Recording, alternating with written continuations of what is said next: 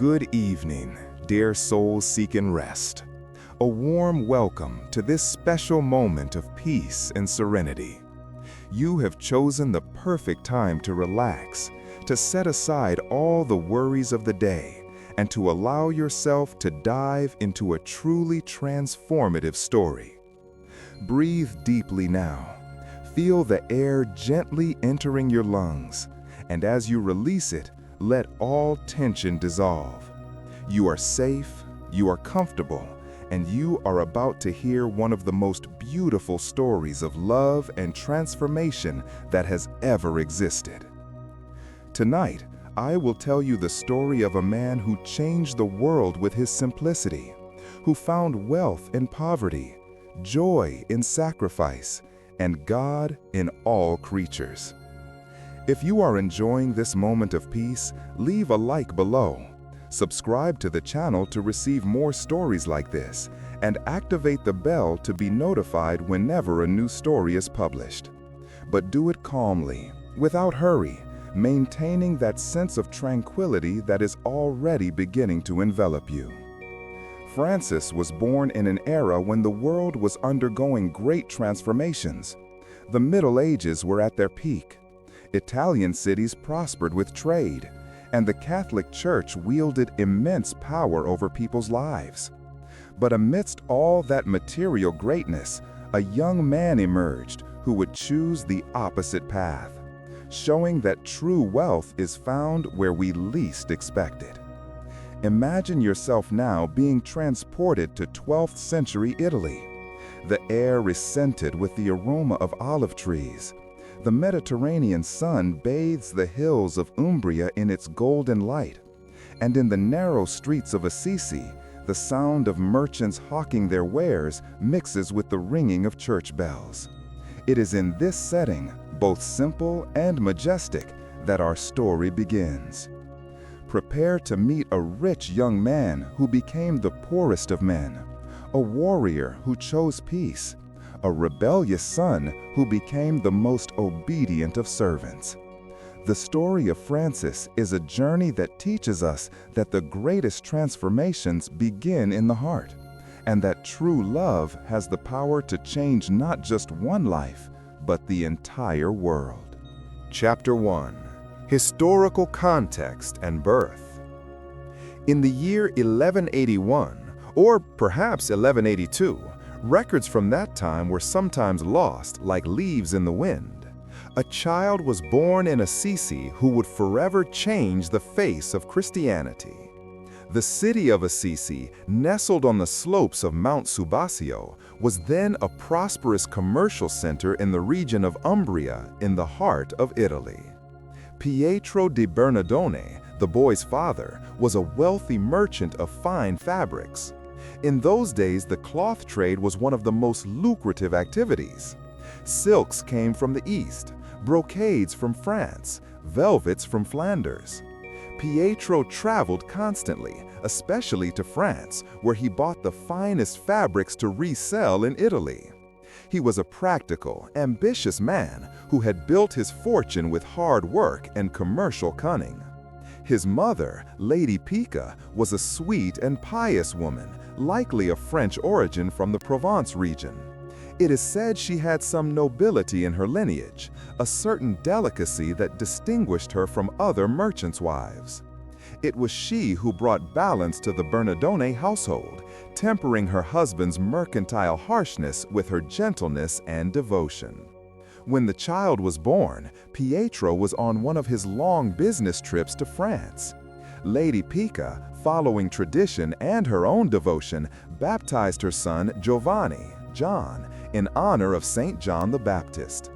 But when Pietro returned, full of enthusiasm for the good business he had done, and enchanted with the French culture he so admired, he decided the son would be called Francesco, Francis, the Little Frenchman.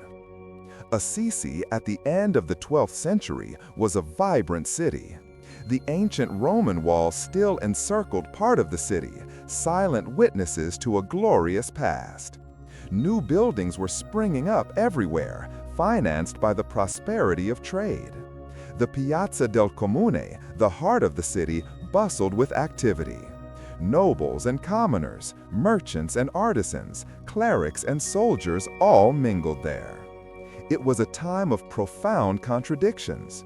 On one hand, the revival of trade brought prosperity and the beginnings of a more sophisticated urban life. On the other, violence was endemic. Neighboring cities constantly warred with each other. Assisi and Perugia, separated by just 20 kilometers, lived in perpetual conflict. Within the cities themselves, the noble families, the maiores, vied for power with the rising class of wealthy merchants, the minores. The church in this period was not only a religious institution, but a temporal power. The Pope governed vast territories. Armies marched under the banner of the cross, and the Crusades to recover the Holy Land mobilized all of Christendom. It was a religion of power and pomp, where bishops lived like princes, and where the simplicity of the gospel seemed increasingly distant. Francis grew up in this world of contrasts. The Bernardone home was in the heart of the city, near the Piazza del Comune. It was a solid and comfortable residence, a reflection of the family's prosperity. From the back of the house, one could see the city walls, and beyond them, the vast Spoleto Valley stretching as far as the eye could see, with its fields of golden wheat in summer, its green vineyards, its forests of oak and olive trees. Chapter 2: Childhood and Early Signs. Francis's childhood was as golden as the sun that bathed the Umbrian hills. Growing up amidst prosperity, young Francesco had everything a boy of his time could wish for. Fine clothes, after all, his father traded in the best fabrics, plentiful food on the table, servants to attend to his needs, and an education that few could afford. From an early age, Francis showed a generous and expansive nature. Those who knew him in his early years say it was impossible not to love the boy. He had an easy smile, a contagious laugh, and a natural ability to make friends. When Pietro gave him coins for his personal expenses, Francis invariably distributed them among his less fortunate companions. This generosity, which would later become total detachment, was already manifest in the child. At the school of the Church of San Giorgio, where he learned Latin and the rudiments of the Christian faith, Francis was an average student. He did not have the diligence of those destined for clerical life, but neither was he completely disinterested. What truly captured his imagination were the stories, the lives of the saints, the adventures of the Crusader knights, the legends of King Arthur and the Knights of the Round Table that came from France through the troubadours. Young Francis grew up bilingual, speaking both the local Umbrian dialect and French. The latter language, learned at his father's insistence, became for him the language of the heart. It was in French that he sang the songs of the troubadours, in French that he recited poems of courtly love, and in French that later he would express his moments of greatest spiritual joy. In his father's shop, Francis learned the trade of a merchant. Pietro taught him to recognize the quality of fabrics, the art of negotiation, the tricks to identify real silk from a counterfeit. The boy learned quickly, had a natural talent for dealing with people, a charm that won over customers. But Pietro noted, with some concern, that his son was too generous with prices, always willing to give an extra discount, especially to the poor. As he entered adolescence, Francis became the natural leader of a group of young men in the city. They were the sons of wealthy merchants and the local minor nobility, young men with money to spend and time to waste.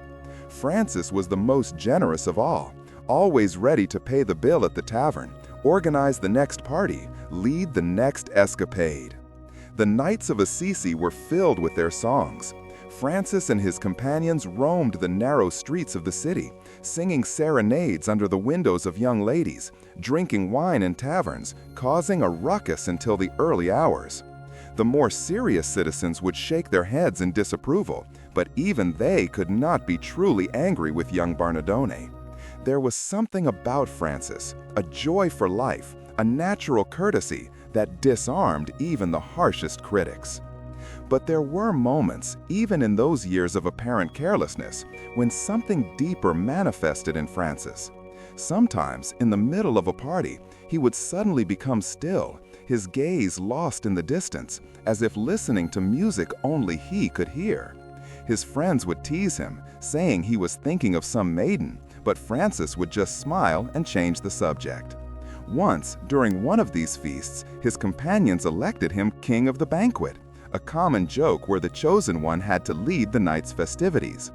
They gave him a makeshift scepter, and Francis, getting into the spirit of the joke, began to discourse about his future kingdom.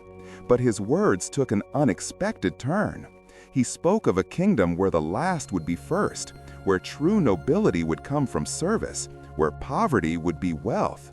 His friends laughed, thinking it was just another of his poetic eccentricities. But there was something in Francis's voice at that moment that made them, for an instant, stop laughing. The young Francis had a particular horror of leprosy, a common disease at the time. Lepers lived outside the city walls, in leper colonies maintained by religious charity, forced to sound a clapper to announce their approach. When Francis encountered them on the road, he would quickly turn away, sometimes even holding his nose. It was his greatest fear, his greatest revulsion, and it would, curiously, be the starting point of his conversion. Chapter 3: The Call and Transformation. The year 1202 marked the beginning of a profound change in Francis's life. Assisi declared war on Perugia, its longtime rival, in a dispute over trade and territorial rights. As was the custom of the time, all able-bodied young men of the city were called to battle. Francis, then 20 years old, enthusiastically presented himself. He would finally have the opportunity to live the chivalrous adventures he had so often dreamed of. Pietro financed a complete set of equipment for his son: armor, sword, lance, a horse. Francis set off for war as if going to a party, singing songs of bravery, promising his friends he would return covered in glory. The reality, however, would be brutally different from his romantic dreams. The Battle of Collestrada was a disaster for Assisi. The Perusian army, larger and better prepared, crushed the Assisian forces. Francis saw friends die by his side, witnessed the raw brutality of war, the blood, the screams, the panic. He himself was captured, his rich armor indicating he was worth more alive as a prisoner to be ransomed than dead on the battlefield. The captivity in Perugia lasted a full year. Francis was placed in a damp, dark cell with other nobles and wealthy merchants from Assisi. The conditions were harsh: scarce food, cold in winter, stifling heat in summer, and the constant uncertainty of when they would be released. Many prisoners fell into despair, but Francis, surprisingly, kept his spirits high, trying to cheer up his fellow sufferers. However, there was something different about him.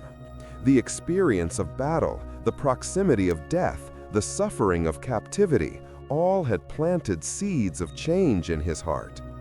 During the long hours in prison, Francis had time to think, to question. What really was the glory he had sought so eagerly? Were those lost lives worth a piece of land, a few commercial rights? It was in prison that Francis fell gravely ill. A violent fever took hold of him, leaving him on the verge of death. For weeks he wavered between consciousness and delirium. His cellmates thought he would not survive. But Francis fought, clinging to life with a tenacity that surprised everyone. When Pietro finally paid the ransom and Francis was able to return to Assisi, he was a changed man. The illness had left him weak, thin, a shadow of the vigorous young man who had gone to war. But the change was more than physical. Something inside him had broken, or perhaps opened.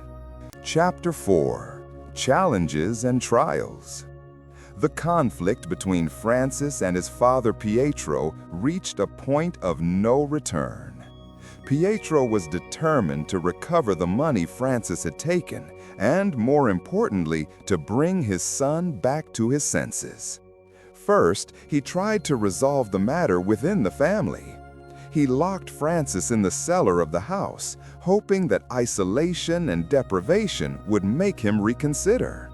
But when Lady Pica, taking advantage of her husband's business trip, freed her son, Francis fled again to San Damiano. Pietro then appealed to the civil authorities of Assisi. As a prominent citizen and member of the wealthy merchant guild, he had enough influence to demand justice. But Francis, arguing that he now served God and was under ecclesiastical jurisdiction, refused to appear before the civil court. Frustrated but determined, Pietro took the case to the Bishop of Assisi, Don Guido. The trial before the bishop was set for the square in front of the episcopal palace. It was the beginning of spring in 1206, and all of Assisi turned out to witness the confrontation between the wealthy merchant and his rebellious son. Pietro presented his complaint. Francis had stolen family property, abandoned his filial duties, and was bringing dishonor to the Bernardone name. Bishop Guido, a prudent and just man, heard both sides. Then, turning to Francis, he said in a fatherly but firm voice, "Your father is right to be angry. Return the money you took. God does not want his church to be built with funds obtained unjustly." What happened next shocked everyone present and would go down in history as one of the most dramatic moments of Francis's life. The young man not only agreed to return the money, he went further. Right there, in front of everyone, he began to undress. He took off his cloak, his tunic, even his undergarments, and placed everything, along with the bag of coins, at Pietro's feet. Completely naked before the astonished crowd, Francis declared in a clear and strong voice, "Listen, everyone, and understand. Until now, I have called Pietro Bernardone my father. But now I return to him the money that worries him so much, and also all the clothes I received from him. From this day forward, I will no longer say my father Pietro Bernardone, but only our Father who art in heaven." The silence in the square was absolute. Pietro, pale as wax, picked up the clothes and the money and left without a word, carrying with him the wound of a rejected father. Bishop Guido, moved, took off his own cloak and covered Francis's nakedness. But the young man, now truly stripped of everything, went out singing in French through the streets of Assisi, wearing only a rustic tunic that the bishop's gardener had given him. The early days of this new life were extremely harsh. Francis took refuge in the mountains, living in caves, feeding on roots and wild fruits. When he went down to the towns to beg, he was often mistreated. In Gubbio, where he had hoped to find welcome with a childhood friend, he was received with coldness and contempt. The former party companion barely recognized him, and certainly did not want to associate with someone who now looked like a mad vagrant. Francis found temporary work in a monastery, but as a kitchen servant, washing greasy dishes and pots.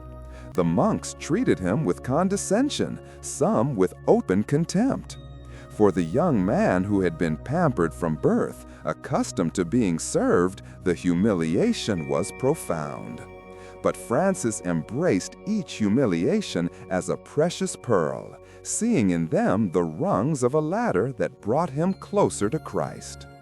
Returning to Assisi, Francis resumed his work of restoring the chapel of San Damiano. But now, without resources, he had to beg for stones. He would go through the city, singing praises to God in French, asking, Whoever gives me 1 stone will have 1 reward. Whoever gives me 2 stones will have 2 rewards.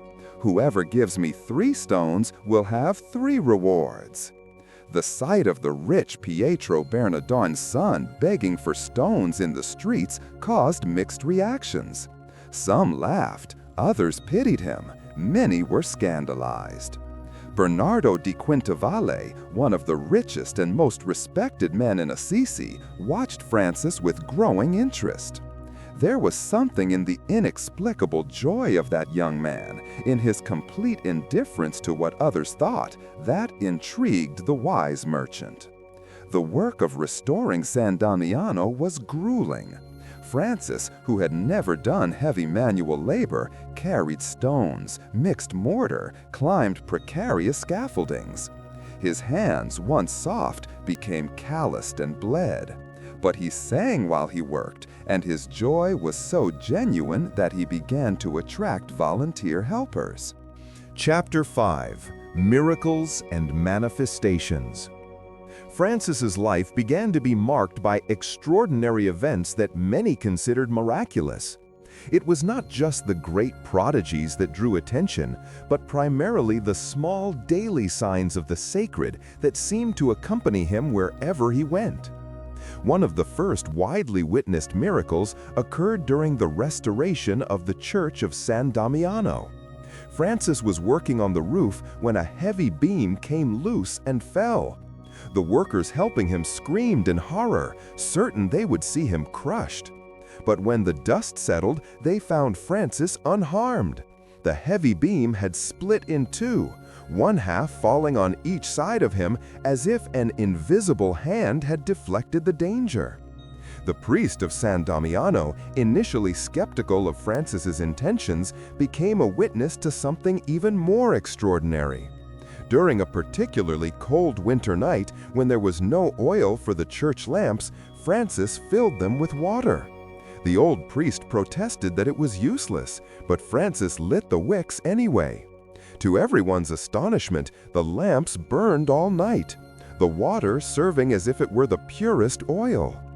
As Francis embraced his life of poverty and prayer more deeply, animals began to show a special affinity for him. It was common to see him surrounded by birds that would perch on his shoulders and hands without fear. When he preached in the fields, witnesses said even wild rabbits and shy deer would draw near to listen. Once, walking near Bavagna, Francis came upon a multitude of birds of different species gathered in a field. There were hundreds: swallows, doves, crows, sparrows. Francis said to the companions with him, "Wait here while I go and preach to my brothers the birds." He approached the birds, and to the surprise of those watching, not one flew away. Francis began to speak to them about how they should praise God, who had given them wings to fly, feathers for clothing, and food without needing to sow or reap. The birds, the accounts say, stretched their necks, opened their wings as if they were truly listening. They only flew away when Francis blessed them and gave them permission to leave. In Assisi, people began to seek Francis for healings. He always resisted, saying he was neither a doctor nor a saint, just a repentant sinner. But when confronted with real suffering, his compassion moved him to act. A woman brought her son, paralyzed from birth. Francis prayed over the child, touched his lifeless legs with blessed oil, and before dozens of witnesses, the boy stood up and walked. A merchant from Spoleto, tormented by terrible headaches that no doctor could cure, sought out Francis. The saint, for they were already beginning to call him that, though he rejected the title, simply placed his hands on the man's head and prayed in silence. The pains that had tormented him for years disappeared instantly and never returned. But it was not only physical healings that occurred. Francis had a special gift for healing wounded souls. People consumed by hatred, envy, and bitterness found in him a peace they couldn't explain. A nobleman from Assisi who had sworn revenge on his brother's murderer met Francis by chance on a road. After a brief conversation, the nobleman not only forgave the murderer, but became his protector. Miracles of multiplication also began to be reported. During a particularly harsh winter, when Francis and his first companions had had nothing to eat for days, a stranger appeared at the door of their shelter with a basket containing exactly the number of loaves corresponding to the number of brothers, not one more, not one less. The man left before they could thank him and was never seen again. On another occasion, Francis was invited to eat at the house of a poor man who, wanting to honor the saint, spent his last coins on a small chicken. Francis, sensing the sacrifice, insisted that the man invite all his neighbors to share the meal. The man protested that there was barely enough food for 2, let alone 20. But Francis insisted. When they began to serve, the small chicken seemed endless. Everyone ate until they were full, and there was still some left over. Nature seemed to obey Francis in extraordinary ways. During an open-air sermon, a swarm of flies constantly disturbed the listeners. Francis gently asked the flies to leave so as not to hinder the word of God. Immediately, all the flies left the area and did not return until the sermon was over. Chapter 6. Teachings and Wisdom. Francis's teachings did not come from elaborate theological constructions or complex philosophical systems. His wisdom sprang from simplicity, from lived experience, from a direct encounter with God in creation and in the poor. He taught more by example than by words, but when he spoke, his words had the power to transform hearts. "The Lord revealed to me," Francis used to say, "that we should be simple as doves and wise as serpents. But I see many who are wise in seeking advantages and simple only in appearance. Be truly simple, my brothers, and the wisdom you need will be given to you." Francis revolutionized the understanding of poverty. For him, poverty was not just the absence of material goods, but a state of spiritual freedom. "Poverty," he taught, "is my lady, my dearest wife. She frees me from the 1,000 worries that torment the rich. When I have nothing, I can lose nothing. When I possess nothing, everything belongs to me. The sun, the moon, the stars, the birds, the flowers, all are my brothers and sisters." To those who followed him, Francis constantly reminded, "It is not enough to renounce riches outwardly if we keep them in our hearts. I have seen men dressed in sackcloth who were prouder than kings in purple. True poverty is interior. It is recognizing that everything we have and are is a gift from God." On prayer, Francis had profound teachings in their simplicity. Many think that praying is talking a lot to God, but true prayer begins when we stop talking and start listening. God speaks in the silence of the heart, in the beauty of creation, in the face of the poor. Learn to listen, and your whole life will become a prayer. Francis developed a unique understanding of obedience. It was not the servile obedience of fear, but the loving obedience of trust. Perfect obedience, he explained, is like that of a dead body. It does not question where it is taken. It does not complain where it is placed. It does not ask to be moved. But be careful. This is only possible through love, not coercion. Obey out of love, not fear. His view of nature was revolutionary for his time. While many saw creation as something to be dominated or as a source of temptation to be avoided, Francis saw in it a mirror of God. Every creature, he taught, is a word from God. The sun tells us of the warmth of divine love, the water of God's purity, the fire of his sacred passion. Whoever mistreats creation mistreats the Creator himself. To those who worried excessively about the future, Francis advised, "Look at the birds. They do not sow, they do not reap, they do not gather into barns, and yet our Heavenly Father feeds them. Are you not much more valuable than they? Worry is the daughter of distrust. Trust in providence, do good today, and leave tomorrow in God's hands. Francis had a deep understanding of forgiveness. Forgiveness, he said, is not an act of weakness, but of supreme strength. Anyone can hold a grudge. That is easy. It is natural. But to forgive, to truly forgive, requires the strength of Christ.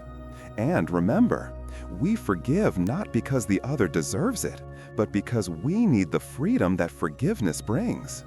On joy, one of his favorite themes, Francis was eloquent. Sadness is the devil's favorite weapon. A servant of God must always be joyful. Not the superficial joy of the world, which depends on circumstances, but the deep joy that comes from knowing one is loved by God. This joy can coexist with suffering, with poverty, with persecution. Once, walking with Brother Leo on a cold winter night, both trembling with cold and hunger, Francis began to speak about perfect joy. Do you know, Brother Leo, what perfect joy is? It is not performing miracles, not converting multitudes, not having heavenly visions. Perfect joy is when, arriving at our friary wet, cold, and hungry, the porter does not recognize us and drives us away as vagabonds, and we accept this with patience and love, recognizing that God allowed it for our good. That is perfect joy, the joy that no one can take from us. Francis taught about the importance of manual labor. Work, he said, is a grace. Through it, we participate in God's creative work. But be careful, not to make work an idol. Work to serve, not to accumulate. Work with joy, not with anxiety. And remember, the most important work is the inner work, the building of the kingdom of God in our hearts. His approach to temptation was practical and compassionate. When temptation comes, and it will come, do not fight it directly. That is like fighting the wind. Instead, turn immediately to Christ. Occupy your mind and heart with good, and evil will find no room. And if you fall, do not despair. Get up immediately, ask for forgiveness, and move on. God does not count our falls, but our risings. Chapter 7: Final Years and Legacy. The final years of Francis's life were marked by intense physical suffering and profound spiritual ecstasy. His body, punished by years of privations, rigorous fasts, and grueling work, began to fail. But paradoxically, it was in this period of physical decline that his spiritual light shone most brightly. In 1224, already gravely ill, Francis retreated to Mount Laverna, a wild and isolated mountain that had been offered to him as a place of retreat. It was September, near the feast of the Exaltation of the Holy Cross. Francis took with him only a few of his closest companions, including Brother Leo, his confessor and most intimate friend. At the top of the mountain, Francis built a small cell of branches and leaves. He spent his days in intense prayer, often in ecstasy, his frail body barely touching the ground. Brother Leo, who watched him from a distance, frequently saw him elevated from the ground, surrounded by a mysterious light. It was on the morning of September 14th, the feast of the Exaltation of the Holy Cross, that the most extraordinary event of Francis's life occurred. While praying, he had a vision of a seraph with 6 flaming wings, bearing the image of a crucified man. The vision was simultaneously terrible and wonderful, filling Francis with unspeakable joy and profound pain. When the vision disappeared, Francis discovered on his own body the marks of the crucifixion, the stigmata. On his hands and feet, open wounds like those from nails. In his side, a wound like that from a lance. They were real wounds which bled and caused intense pain, but they were also visible signs of his union with the crucified Christ. Francis tried to hide the stigmata, wrapping his hands in bandages, wearing socks on his feet even in the summer heat, but it was impossible to conceal them completely. The closest brother saw, and the news spread, further increasing Francis's fame for sanctity. The pain from the stigmata was constant. Francis could barely walk, the wounds on his feet making every step an agony. The wounded hands made any manual task difficult, but he never complained. On the contrary, he thanked God for the privilege of physically sharing in Christ's sufferings. In addition to the stigmata, Francis suffered from several other illnesses. An eye infection, contracted years earlier during a trip to the East, had worsened drastically. He was nearly blind, the sunlight causing him unbearable pain. Stomach problems, a result of years of extreme fasting, prevented him from keeping down almost any food. His liver and spleen were enlarged, causing constant pain. It was in this state of extreme suffering that Francis composed one of his most beautiful works, the Canticle of the Creatures. He was staying at San Damiano, cared for by Claire and her sisters, suffering particularly with his eyes. One night, after hours of intense pain, Francis had a mystical experience in which God assured him of his place in paradise. Overflowing with joy, he composed, "Most High, all-powerful, good Lord, yours are the praises, the glory, and all blessing. Praised be you, my Lord, with all your creatures, especially Sir Brother Sun, who brings the day and through whom you give us light." The canticle continued, praising Sister Moon, Brother Wind, Sister Water, Brother Fire, Mother Earth. Later, when he mediated a dispute between the bishop and the governor of Assisi, he added verses about forgiveness. And in the last days of his life, he added the final verses praising Sister Bodily Death, from whom no living man can escape. The doctors of the time tried brutal treatments for his eyes, cauterization with a red-hot iron from his temples to his eyebrows. Francis submitted without anesthesia, conversing with Brother Fire to be gentle with him. Witnesses say he showed no sign of pain during the agonizing procedure. In 1226, knowing that death was approaching, Francis asked to be taken back to Assisi, but not to the comfortable friary the brothers had built. He wanted to go to the Portiuncula, the small chapel where it had all begun, where he understood his vocation, where he had founded his order. Chapter 8. Current Relevance and Devotion. Nearly 8 centuries have passed since Francis walked the hills of Umbria, but his message and example remain extraordinarily relevant to our time. In fact, many argue that Francis is even more necessary today than in his own era. Pope Francis, upon choosing this name in 2013, the first pope in history to do so, signaled the perennial importance of the saint of Assisi. Francis of Assisi, the Pope explained, is the man of poverty, the man of peace, the man who loves and protects creation. How I would love a poor church for the poor. Francis's ecological message resonates particularly strongly in our age of environmental crisis.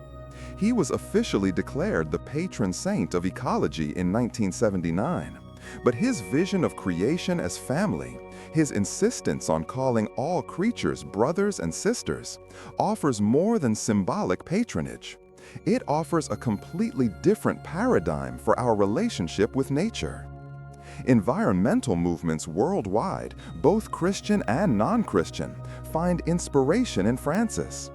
His approach was not one of dominion over nature, nor of pantheistic worship, but of respectful fraternity. For Francis, harming creation was a sin because it was harming God's work, disrespecting our brother and sister creatures. The March for the Climate in Assisi, held annually, brings together thousands of people of all faiths and no faith, united by the Franciscan vision of caring for our common home. Franciscan communities around the world lead projects in sustainability, organic farming, and renewable energy, showing that Franciscan spirituality is not an escape from the world, but a transformative commitment to it. Francis's choice for the poor continues to challenge our consumerist society. Movements for voluntary simplicity, degrowth, and solidarity economy often cite Francis as an inspiration. It is not just about charity for the poor, but about questioning the very structures that create and perpetuate poverty. Franciscan communities in favelas, in urban peripheries, among indigenous populations continue Francis's work. The Franciscan friars of the Renewal in the Bronx, the Friars Minor in Brazil working with the homeless, the Franciscan sisters caring for refugees on the Mexico border, all continue to make the charism of Francis present. Francis's message of peace is urgently needed in our fragmented world. Francis lived in a time of crusades, constant war between cities, and endemic violence. But he chose radical peace. His journey to Egypt in 1219, during the Fifth Crusade, to meet peacefully with Sultan al-Kamil, remains a model of interreligious dialogue. Today, peace initiatives inspired by Francis flourish globally. In Assisi, the Spirit of Assisi, initiated by Pope John Paul II in 1986, continues to bring together world religious leaders to pray for peace. In the Balkans, in the Middle East, in conflict zones in Africa, Franciscans work as peace mediators, building bridges between divided communities. Franciscan spirituality offers an antidote to the empty materialism of our age. Young people in particular are drawn to Franciscan retreats, to experiences of simple living, to what Francis offers, not a religion of rules, but a transformative encounter with the sacred in all things. New monastic communities in the United States and Europe, inspired by Francis, experiment with forms of community life, contemplative prayer, and social justice. They are not escapes from the modern world, but attempts to live prophetic alternatives within it. Francis's miracles continue to be attributed to the intercession of St. Francis throughout the world. In 2023, a Brazilian child with terminal leukemia was cured after his family made a novena to St. Francis. Doctors at the Barretos Cancer Hospital could not explain the complete disappearance of the disease. The family had placed a relic of St. Francis, a small piece of his habit, on the child during prayers. In Italy, a woman who had been in a coma for 3 months after a car accident woke up on October 4th, the feast of St. Francis, after her family organized a prayer vigil in the chapel of San Damiano. She reported having seen Francis in a dream, telling her it was not yet her time, that she had work to do on earth. In the Philippines, an entire community was saved from a devastating typhoon in 2022. The typhoon inexplicably changed course at the last moment, sparing the island where a Franciscan community had organized continuous prayers to St. Francis. Meteorologists could not explain the sudden change in trajectory. But the modern miracles of Francis are not only physical. Countless are the conversions, reconciliations, and inner transformations attributed to his intercession. A Wall Street executive, visiting Assisi as a tourist, entered the Basilica of St. Francis and came out transformed. He sold his possessions, paid his debts, and today works with the homeless in New York. A young Japanese woman, a Buddhist, repeatedly dreamed of a man in a brown habit who spoke to her about universal love. She only discovered who he was when she saw an image of St. Francis in a bookstore in Tokyo. Today, she is a Franciscan sister working with abandoned elderly people. Closing. And so, dear soul who has accompanied me on this long journey through the extraordinary life of Francis of Assisi, we come to the end of our story. But you know, in the depths of your heart, that stories like this never truly end. They continue to live, reverberating in every heart that receives them, transforming into seeds that will sprout in their own time. Now you know Francis, the rich young man who embraced poverty, the warrior who chose peace, the man who found God in all creatures. You know his struggles, his doubts, his joys, his sufferings. But more importantly, you have felt the touch of that love that transformed Giovanni di Bernardone into the Saint Francis the world venerates. As you prepare for sleep, let the images of this story float gently in your mind. See Francis rebuilding San Damiano stone by stone, each stone an act of love. See him embracing the leper, transforming revulsion into compassion. See him preaching to the birds, conversing with the wolf, composing the canticle of the creatures while suffering terrible pains. Francis's message to you tonight is simple and profound. You are loved. Loved by God with a love that does not depend on your achievements, your successes, your failures. A love that embraces you exactly as you are, in this moment, with all your imperfections and struggles. Francis teaches us that true wealth is not in what we possess, but in who we are. That true strength is in gentleness. That true wisdom is in simplicity. That true joy comes not from avoiding suffering, but from transforming it into love. Perhaps you are going through difficulties. Perhaps you are struggling with doubts, fears, anxieties. Francis knew all of that. He too had dark nights of the soul, moments of deep questioning. But he discovered that even in the deepest darkness, a light shines, the light of love that never abandons. Breathe deeply now. Feel the peace of Francis enveloping you like a soft cloak. Let your worries dissolve like mist in the rising sun. You are safe. You are cared for. You are part of this great family of creatures that Francis called brothers and sisters.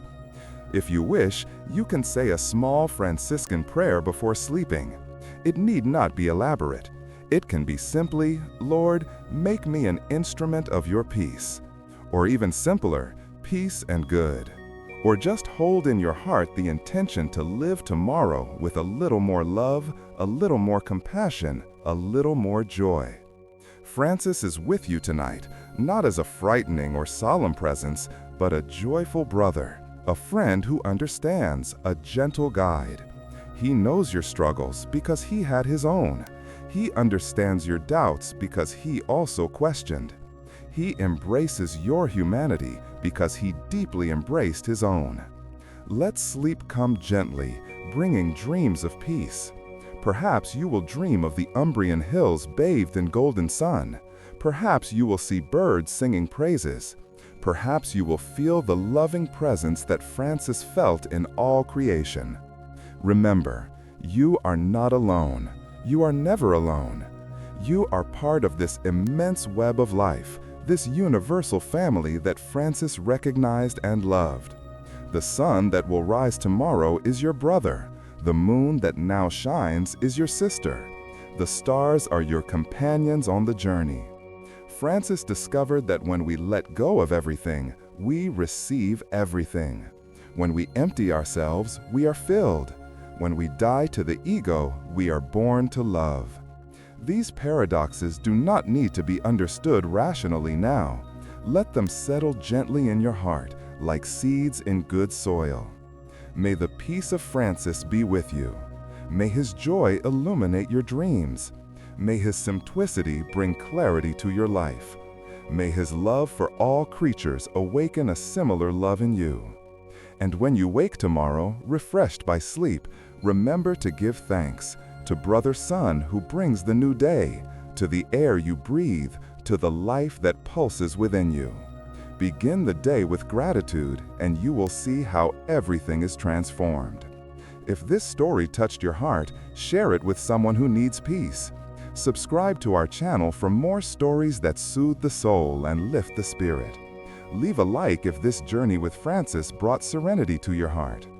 But now, rest. Let restorative sleep come. Dream of peace. Dream of beauty.